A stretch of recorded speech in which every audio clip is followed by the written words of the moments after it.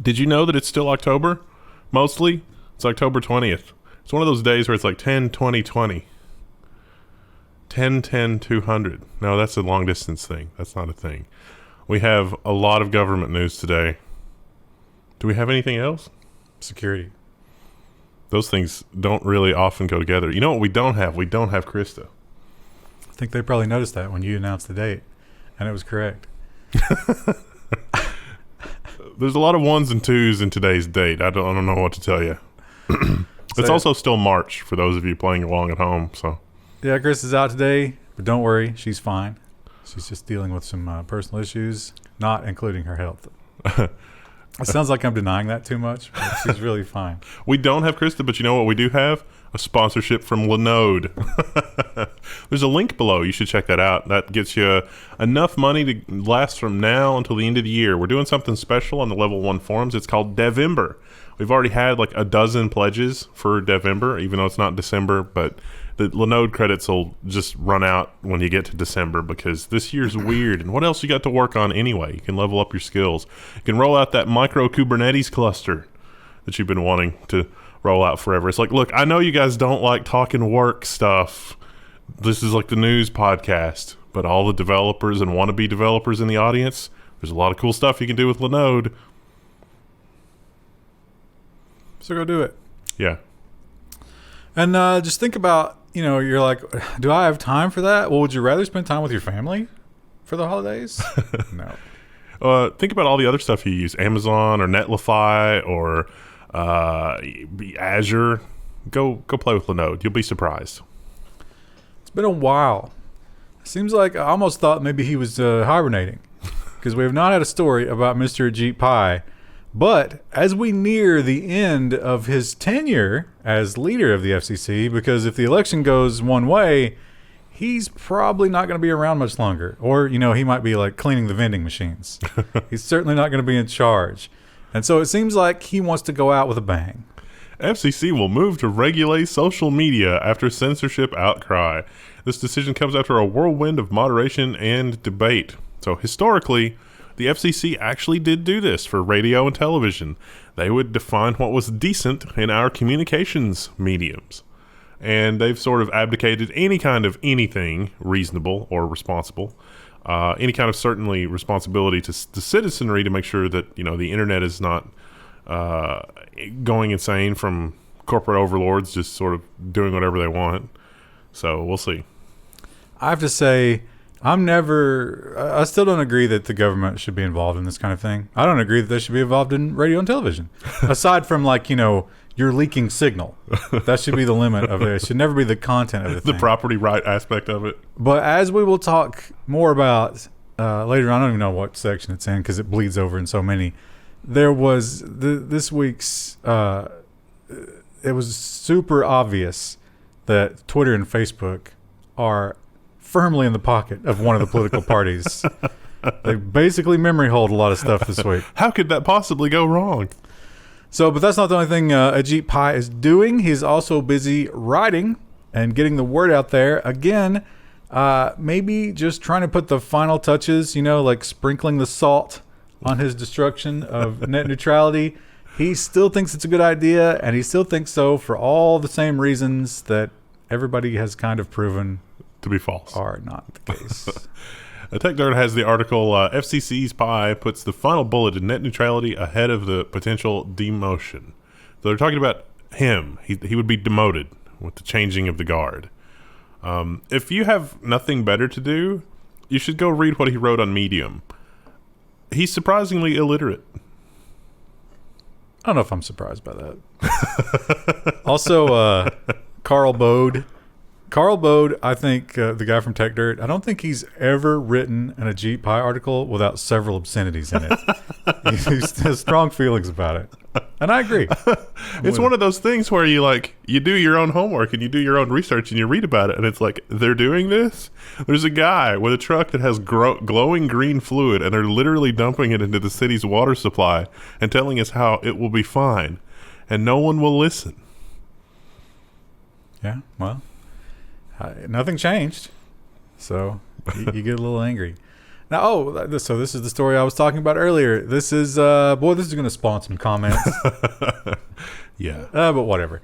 So, if you don't know, there was an article that came out. Actually, I think several. There might have been, was it at least two? I don't know if they came out with another one today or yesterday. But leaked laptop. They found a laptop that is purported to belong to Hunter Biden. Had some interesting emails on it. Had some interesting photos on it. Now, we don't know for sure that the emails are legitimate at this point. I don't think, do we? They could have been manufactured by a foreign party. I think that's where we are in the world right now. I think like the FBI or the Senate had a copy of all this stuff too, and they have not denied it. I don't think the campaign has necessarily denied it at this point. The biggest one was the crack pipe. Although some people, I've seen some corrections. Some people said, "Are you stupid? That's not a crack pipe. That's a meth pipe." Oh no. Anyway, the story here isn't all of that. The story here is the fact that you couldn't share those articles. Senate to subpoena Twitter's CEO over blocking of disputed Biden articles, according to the Wall Street Journal. Moved by GOP lawmakers on the Judiciary Committee follows the social media platform's decision to limit sharing of the New York Post report. Now, Twitter, it's weird because Twitter said that they can't, share anything that is illegally obtained information and blah, blah, blah. Okay, you look at what, Twitter's saying. It's like, oh, this contains personal, private information, and we don't want to disseminate that. And some of the things kind of make sense. But then you think about things like, if Twitter had existed during, I don't know, the Pentagon Papers. What about Trump's tax returns? Oh, wait. That seems really inconsistent in their position. Oh, no. That seems really weird. What about Assange and all that? Yeah, well, so, that's a good point, because what about all of that? What about, during Watergate? If Twitter had been around in Watergate, would that have been okay? Or would that have been blocked? So sometimes there is a public interest in illegally obtained documents. But at the same time, everybody is behaving badly here. All sides. It's just, it is insane. It is completely insane how reasonable discourse is just not even possible anymore. I think we pretty much know for sure this came from Giuliani, right? So this was a political move. They sat on this until the 0 hour, and they tried to calculate when it would be most effective. No question, this is purely a political chess piece. But does that make it any less newsworthy? Doesn't every family have some sort of methed out person that they never want to talk about? I mean, that's kind of a problem. So in America. Talk about it. Now, the problem here is Biden has contradicted himself on many times about these emails, saying that he never had any part of it. He didn't get that guy fired. He didn't withhold funding, and these emails, in a lot of ways, paint that to be false. A politician being dishonest? Any of them? See, I don't think you should be out of the political scene if you have children, because you'll do anything for your children, and the country should come first. Should only be childless people running this country. You're literally genetically programmed to do anything for your children. Yeah, exactly. It's a weakness we cannot allow in our leaders. That was one of the more the book about the fall of communist Russia. That was one of the more interesting things, because it actually did work fine for a while until it came time for the people to retire. And they wanted their kids to follow in their footsteps, but their kids were maybe not qualified to follow in their footsteps. And that led to bad things. Yeah, just talk about the meth pipe. It might endear you to a lot of the flyover states, to be honest. They were like, we know that feeling. Are you struggling? We all struggle. So we had a big ruling. Well, not really a ruling, but did we talk about this last week? We did. There's nothing new in this story. Well, there's a little bit that's new, but not much. The ruling is entered now. I just realized we talked about this last week. That happens a lot. It blends together. BGR, the headline is, Judge slams Epic and says that Apple was right to ban Fortnite from the iPhone. The only thing that's really new this week is the judge entered the final order, and there's some commentary and some other judicial housekeeping that we didn't have when we shot the news last week. So it is a little bit of a repeat, and there is a little bit of new information. But I think ultimately, the ruling here is going to be, this will probably end up at the Supreme Court. And I think the ruling ultimately is going to be that phones are computers, and there's probably a first sale. Like, remember the first sale doctrine for books? I mean, I was thinking about this through its logical conclusion, and it's like publishers don't retain control over the books after they sell them. Apple retains a lot of control over your phone after it's sold. What if you don't want Apple to be any part of your device after it's sold, and you want to be able to load your own applications or just use it however you intend? You can't really do that right now. We do know for sure that if you're an Apple user, you're not playing Fortnite anytime before July 2021. And probably not then. When it goes to a jury trial. And I think the jury's probably going to get it right. You know, the whole Oracle versus Google thing with the API? The jury got it right. The Federal Circuit had to, like, bend over backwards to undo the jury verdict. We have seen, I think, 3 instances of this so far. That's a little bit of a coincidence. I don't know. Have we seen this in previous elections? We have seen this in previous elections.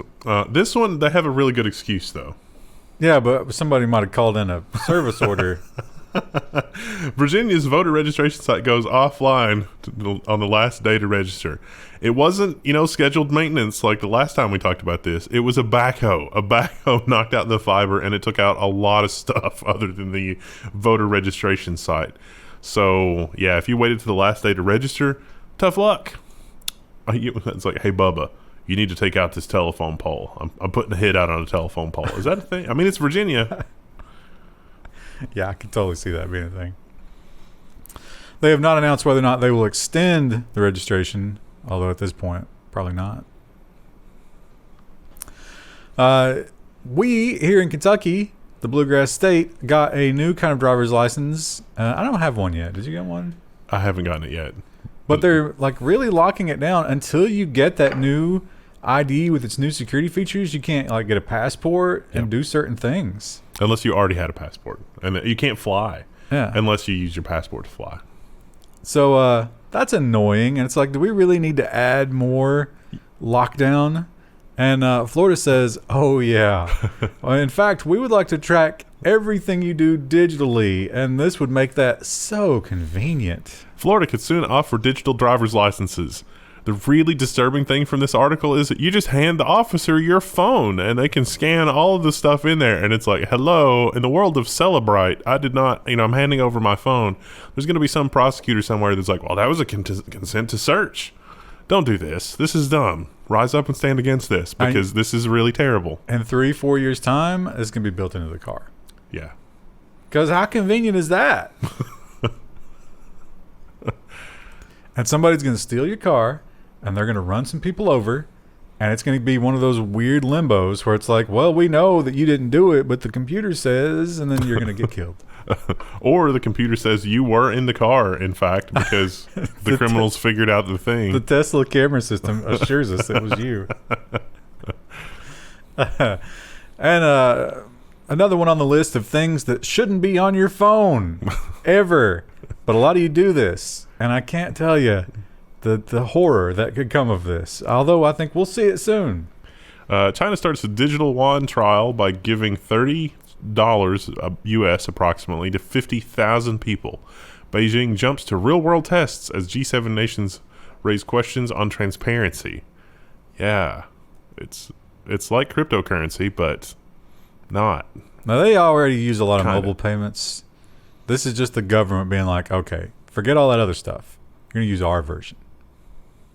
With QR codes. You think the Uyghurs will be welcomed under this system? No.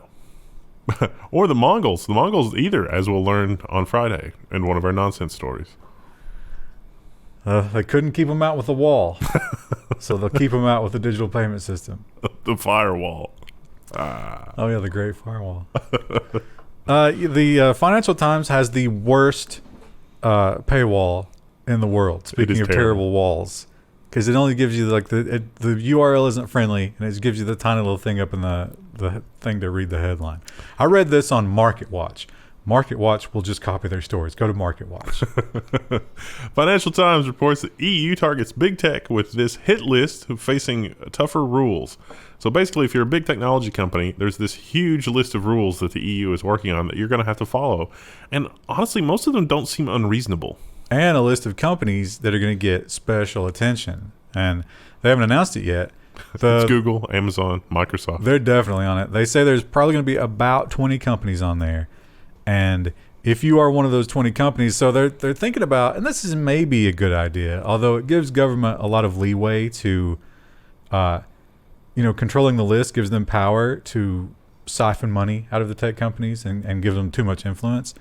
But if you're a mom and pop store, you're not going to be the subject to these kind of crazy rules the same as you would be if you're a Facebook, which is maybe a good thing. It almost does seem like there's kind of an undertone of please entrepreneurs of the European Union come up with a competing product for European Union citizens. We won't put you on the list. Yeah. Which, I mean, I think it's possible to have commerce and products without collecting people's data. So. Yeah. In 1990, that was totally possible.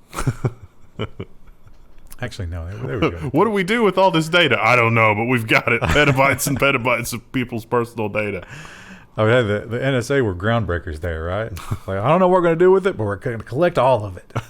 The algorithm says that when you search for peach pina coladas, you're going to try to murder a senator. So we're just going to head that off at the pass. So have you ever... I think I know the answer here. Have you ever clicked on a mobile game ad? Nope. And installed it? I do see a lot of mobile game ads where I look at it and I'm like, wow, that looks really good. I wonder, can they really run that on these tiny little phone processors? Seems like no. Maybe that's true, because it turns out in a lot of cases, what you see is not what you get. Homescapes and Gardenscapes ads banned as misleading. I hate that we're giving them more attention, but I think we've all seen the ads. You know what's funny? As I was reading this story, I got an ad for this. They said they weren't going to run these ads anymore because the gameplay is mostly not like this. There's only a couple of levels where it's like this. So I guess you drop the water down first and then the lava. It's like, okay, yeah, this is going to engage me a little bit. I'm going to think my way through this. Maybe I'd be interested in that. Except... this is the game. And you only get to do the other thing when it's like level 10 or 20 or whatever. So this is basically Candy Crush and not the other thing. Probably some ad agency was like, look at this amazing thing we thought of doing.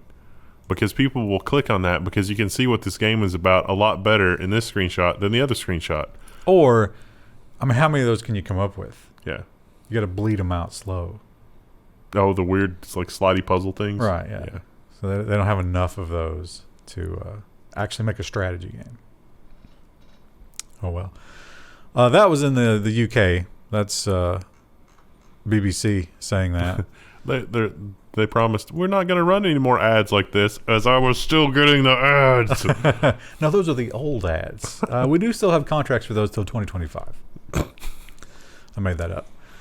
Also in the UK, they have been doing remember the old learn to code debacle? Yeah. Insulted some people. Still can't say that on Twitter. Seems like the UK job people, the employment people, did not see that story, or at least did not learn from it. Government scraps ballet dancer reskilling ad criticized as crass. So the culture secretary distanced himself from the widely mocked poster amid job losses in the arts. So everybody's at home, ballet dancing, it's not a thing. Fatima's next job could be in cyber. She just doesn't know it yet. It's like, oh, you're a ballet dancer? Come learn cybersecurity. A lot of people need to do that. This is a little tone deaf. I suppose it's like a colloquial use of cyber, but I would almost immediately interpret that as like, Fatima's getting an OnlyFans. I didn't even think about that. But yeah. Too bad Chris is not here because she has strong feelings about, the arts and that kind of thing. I mean, clearly, like, humanity needs the arts. That's a thing that we need. Some of the was it the Boston Philharmonic? Some of those people are making a living on Twitch, or getting by. I mean, they're not doing well, obviously, but they're getting by doing solo shows on Twitch, and like playing the violin and the clarinet and the oboe and whatever piece they were in the orchestra. And some of those are really entertaining to watch. I I don't know why we didn't add the story. I guess people aren't that interested in it because it is, it's a dying medium, and I'm also not interested in it. But I heard about this because it's Twitch. The WWE wrestlers, a lot of them have gone to Twitch. Huh. And they stream not as their wrestling characters, but as themselves. And in some cases, that's the same thing. And the WWE announced that, no, you will not be doing that. And if you do that, we will seize control of those accounts. We will give you some portion, which will count toward your minimum contract, and we will take the rest. Because you are not allowed to do that as an employee. By the way, they're not employees. They're contractors. Oh no! Sounds like a class action lawsuit to me. But I mean, yeah. If your business is down, and that's one of those businesses, like you need a crowd, you don't have it. Hey, jump on Twitch. You got some kind of name for yourself. Yeah. And I think it was working for him. I think that clearly the whole need for an arts, all that kind of stuff is good, but in a time of crisis, like if you have other skills that you can use to pay the bills, that's okay. Like if everybody wanted to be a ballerina, we would not have a functional economy. And you could be a ballerina and an open source developer. Don't let anybody tell you can't. Yeah. Although I think they do have to practice a lot, don't they? I do have to practice a lot. You have to practice a lot for being an open source developer too. Well, there you go. Got to put on your asbestos suit. You got to do like a rotating Monday, Wednesday, Friday schedule. Deal with the flame wars. Here we are. It's been a while. I mean, not that long, but more than a week is a long time now that we have not heard the call to destroy privacy. But don't worry. You're back on it and you think, oh, is this Barr again? No, it's every other government in the world. The Five Eyes governments, of course, India and Japan make new calls for encryption backdoors. Yeah, another call for encryption backdoors in modern technology. Come on, we can figure this out. No. This is Pandora's box, first of all. Second of all, you don't know if the criminals are using this or not. Imagine if a criminal had the power to turn off, I don't know, the electrical generation properties of the grid. That would be bad. They have these quotes here, and it's very flowery speech, and they're very long. But they say, basically, no, we want access to everything. You will give it to us. You don't need that. Why do you need that? Why do you need that now that you didn't need it 50 years ago or 100 years ago? Because the same way that the recording companies didn't need all this, draconian copyright law. Technology had not caught up. They could tap your phone. Benjamin Franklin used uncrackable at the time encryption to communicate with his compatriots in France. And he would be an enemy of the state if he were alive today. It's sad, but that's actually true, and that makes me sad. We got a follow-up for the guy who was in Thailand and left some unflattering reviews for a hotel. We had that story. They had there's some crazy laws, and the punishment was quite severe if he had been prosecuted on that. The New York Times reports he's sorry for his bad reviews. He may now avoid prison. So all he has to do is retract everything that he said, go on the sites and delete all the stuff, basically clean up his horrible mess, and he'll just be fine. He won't go to jail. And his quotes were, he was on his knees groveling to not be going. If you're faced with a Thai prison. Yeah, it's not like the white-collar resort prisons of Europe. So now the question that the New York Times points out, and this is an excellent question, if you are an American tourist, do you go anywhere near this hotel? No. You got to think twice, right? Yeah. Or even Thailand. Yeah. You're like, you're looking through your Yelp history, and you're like, better not. Better play it safe here. Better head to the Bahamas. Google has been butting heads with the news agencies in terms of, sharing their links. All of a sudden, that's not something they want, even though that's kind of the basis of the internet. In France, they worked out a deal. In Australia, not so much.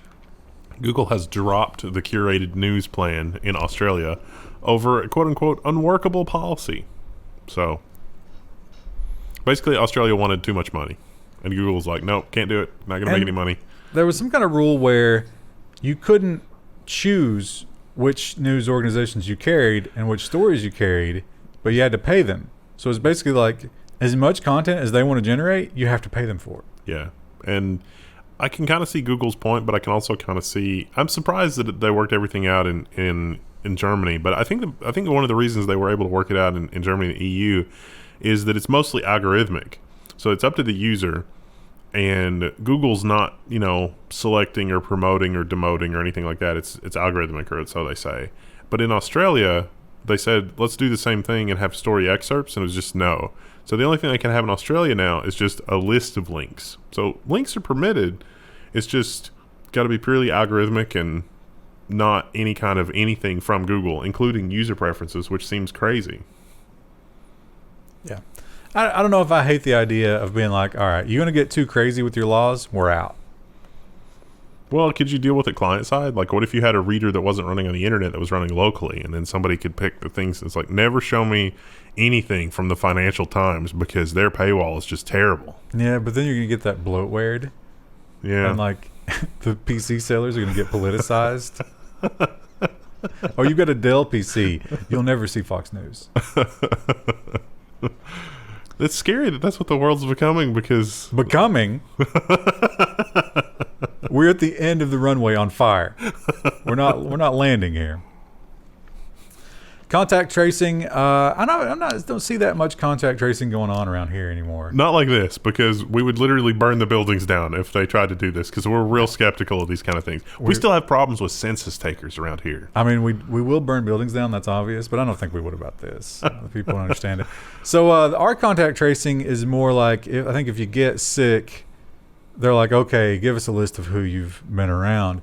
In the UK, they did something different. This was mandated by the government. If you're going to operate a restaurant or something like that, you had to keep lists of all the people that visited your restaurant.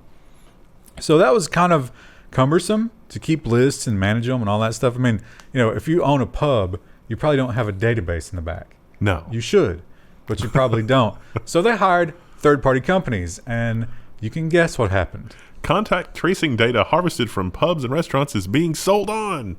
You can tell by the headlines that this is, not an American source, but that's... I thought it was like I had the script blocker on, and I was like, oh, it's cutting off the title. Sold on to whom? But no, it's how they talk. Yeah. So these apps make it easy for a pub owner. It's like, just go download the app, click the thing, run the code, whatever the app is set up to make it easy. The problem is that this is an advertiser's, gold mine, because you can see all of the people that are around and then make inferences from that and put together a complete profile. It's like, Bob is there, and we've also got Bob's Amazon profile. Oh, Joe is there, and we've got Joe's, credit card purchasing habits from his, extreme rewards, whatever. Yeah. Unfortunately, the people going to these places had no idea they were signing up for that. So that's unfortunate. And the mandatory encryption backdoor means that will be shared on with other people involuntarily, quietly, and surreptitiously, with no one really knowing what was going on because the encryption didn't work. Yeah. One guy gets stabbed at the bar you went to, and now your name is on a watch list for the rest of your life. Welcome to 2022. Might not even take that long. We have a new security bug in Linux, and this is one of those... in Bluetooth.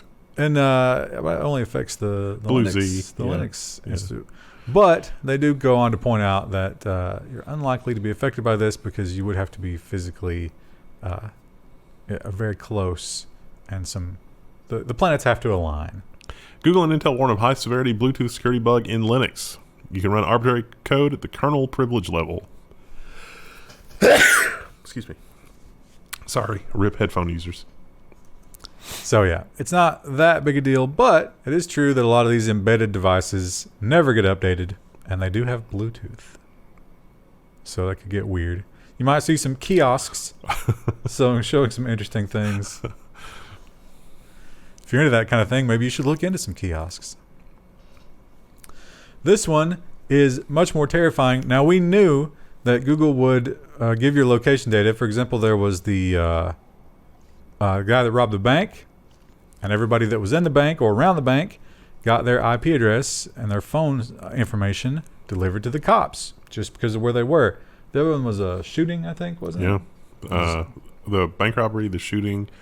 There was one that was a suspected hit and run. Yeah. So just being at the wrong place at the wrong time with your phone could get you scrutinized by the police. But now it's even easier to get there.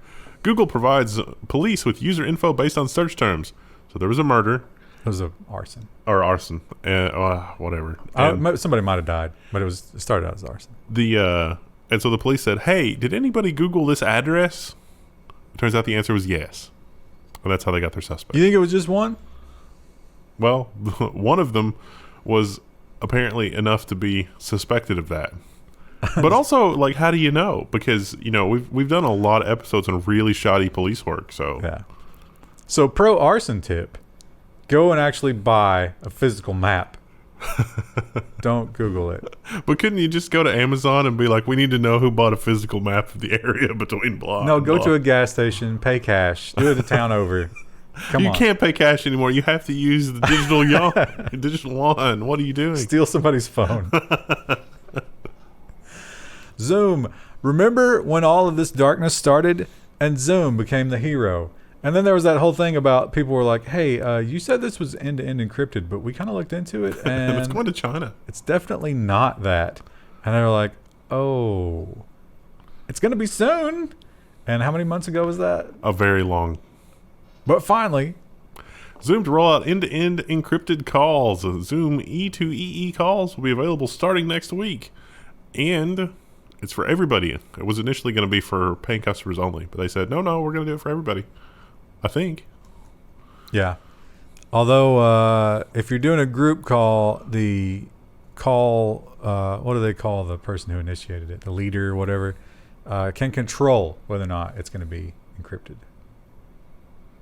They cannot look into this. At least they claim they can. So that's something.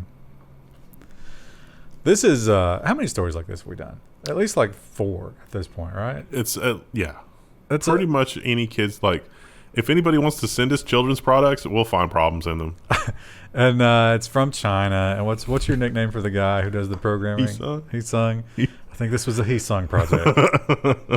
Backdoor the Xplora. Kids' smartwatches can secretly take pics and record audio on command by encrypted texts. It was just code left over from the prototype, says hardware maker, but it's going to be a real problem to fix now. So if you've got one of these phones for your kid, they can be used remotely, and it works, and you can do all kinds of fun things. You're supposed to be able to track your kid with it. That's one of the features that it's sold for.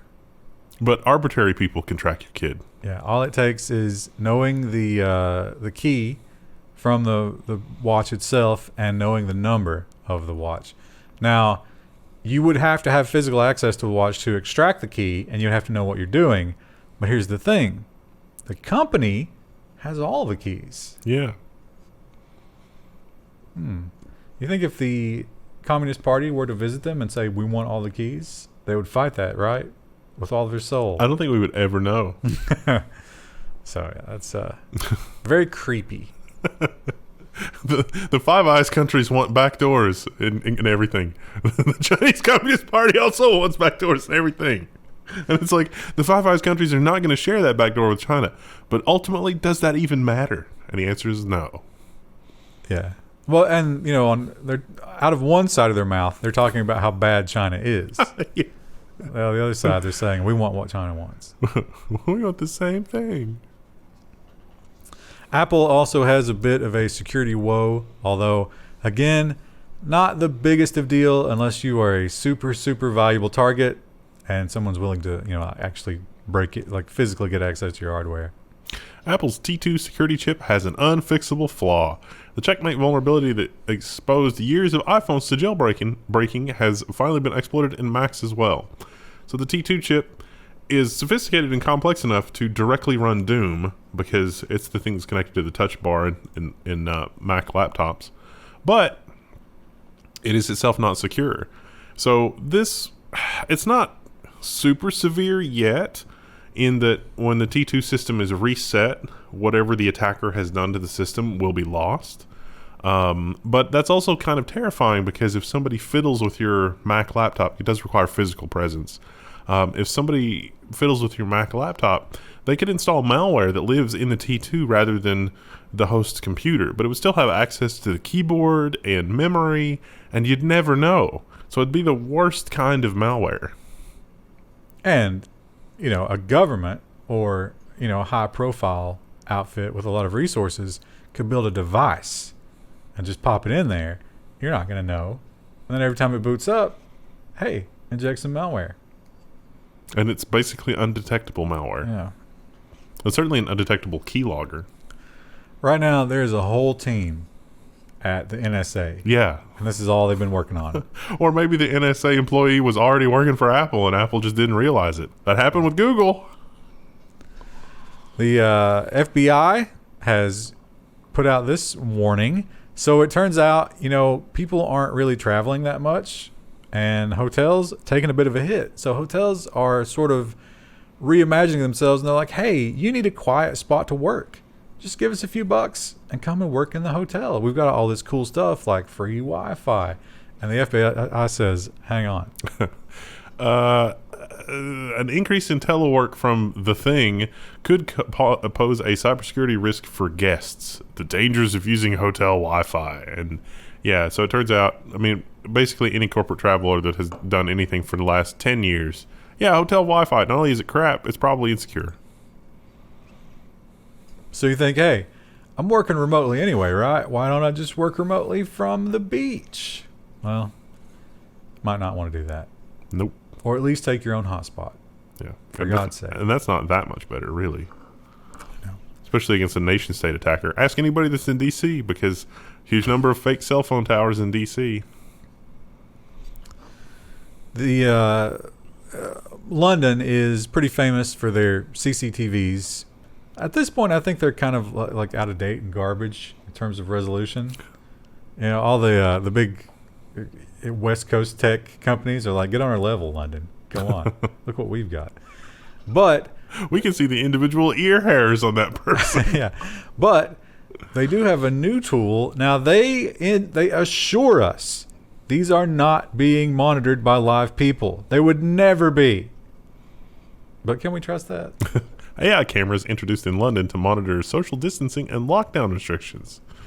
1,000 sensors in cities including London and Manchester. So you gotta show them the picture with the little boxes drawn around people. It's like, oh, that's a bicyclist. Oh, that's a pedestrian. Now, where have we seen that exact picture before? A little place called Hong Kong? Something about facial recognizing the protesters. This could. Now, when the lockdowns are over, assuming that ever happens, they're going to pull all these down, right? No, and in fact, you're going to start getting fines for them. So, interesting. They said, and also this is not supposed to target you individually. This is just supposed to give them aggregate data of, are people distancing? I'm sure that it's possible to have completely innocent uses of these technologies, but if you build it, it will be misused. I think it was built to be misused. The chances, in this case, I think the potential harm from misuse outweighs the potential benefit from being used correctly. Yes. Well, let's say that it returns a value that says, no, people are not social distancing. What do you do with that information? You be sad because there's nothing you can do, really. You can only escalate from there. Literally the entire population into the town of London, public floggings, public execution. I don't know. If you use that data to further lock down, that's when you flip the cameras into protest mode, because that's what's going to happen. We've seen it. How do we put the fear of the Queen into the people? That's what we need to do. And then they'll lock down and distance properly and all the other things. You televise all of her private recordings from the rituals. It's just a recording of people being tortured that's not real coming from the Tower of London, and maybe that will... no one was actually tortured. It just sounds like that to keep everybody in line. And finally, with the new consoles coming out, the old consoles are not yet completely obsolete, but they are getting updates, probably to match the software that's coming in the new consoles. And you can guess where this is going. That's right, privacy violations. PS4 firmware 8.0 records all party voice chat to shut down quote-unquote code of conduct violations. So if somebody says something that somebody doesn't like, you know, and they complain to Sony or whoever, they're, you know, Sony's like, okay, I don't know if they said that or not. Now they'll just have a recording of everything. They can play it back and be like, oh, yep, that was a racial slur. Banned. A less scrupulous company, now Sony would never do this. They're, you know, beyond reproach. But a less scrupulous company could also mine that with a simple AI to sell advertising profiles based on what you discussed. Surely that would never happen. I mean, if you're gaming and you're like, oh, hey guys, hang on a minute, my Tostino pizza rolls are ready. Would that be valuable to the Totino's Corporation? Would it also not be useful to just like, if somebody says something really terrible to you, could you just mute them forever? No, this is 2020. You must attack them. They must be destroyed for their transgressions. If you mute them forever, though, they would never be able to say anything again. How long would it take to mute all the terrible human beings that you might play a game with in the all-party voice chat? You don't understand. It's not about that. It's about showing them that they're wrong. It's not about making them say what you want them to say. They must also believe it. We're getting back to some of the government stories now where it's like, no, you have to make the people enraged. Only enraged people vote. Everybody else is disenfranchised. Only the most enraged vote. And it's like, what if they're enraged about something that's not true? Doesn't matter. Just as long as they're enraged. All right. So tomorrow we'll be back with some business and social. I've forgotten already. Business and social and Linode. Check out that link. Join us then. Also, for those of you, we always get comments. So I guess some people don't watch the beginning, some people don't watch the end. Chris is fine. She's just not here today. She'll be back next week, I think.